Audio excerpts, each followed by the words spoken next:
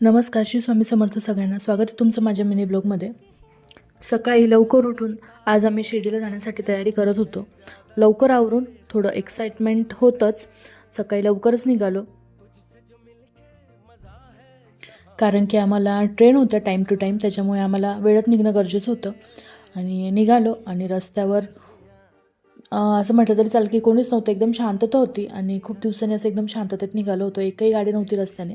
स्टेशनवर पोहोचलो, तिकीट वगैरे काढलं आणि आमचा प्रवास चालू झाला. ट्रेनला येण्यासाठी थोडा वेळ होता.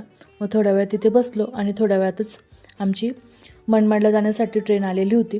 ट्रेनमध्ये बसलो आणि साधारण 1 तासातच आम्ही मनमाडला पोहोचलो होतो. आणि लगेचच आम्हाला दुसरी ट्रेन होती जी तिथेच उभी होती, साईनगर शिर्डीची. मग त्यात बसलो.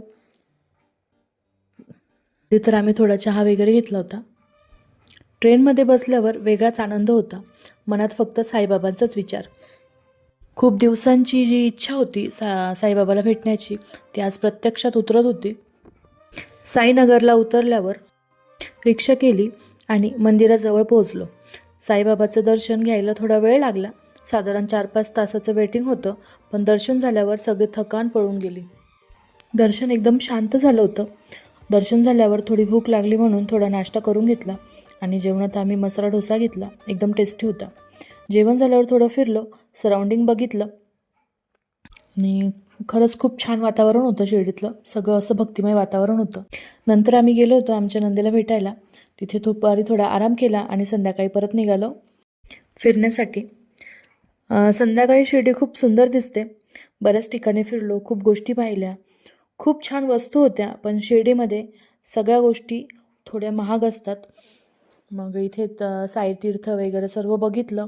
खूप सुंदर असं वातावरण होतं आणि नाईटला ह्या लाईट्समध्ये खूप छान वाटत होतं. मन अगदी मतलब आल्यानंतर खूप भारी वाटायला लागलं होतं ह्या गोष्टी. नंतर वस्तू महाग असल्यामुळे मी जास्त काही घेतलं नाही, पण प्रसाद अवश्य घेतला.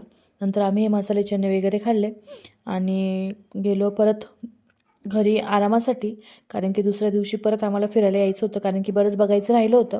त्याच्यामुळे परत रात्री नंदेकडे गेलो आणि तिथे आराम केला.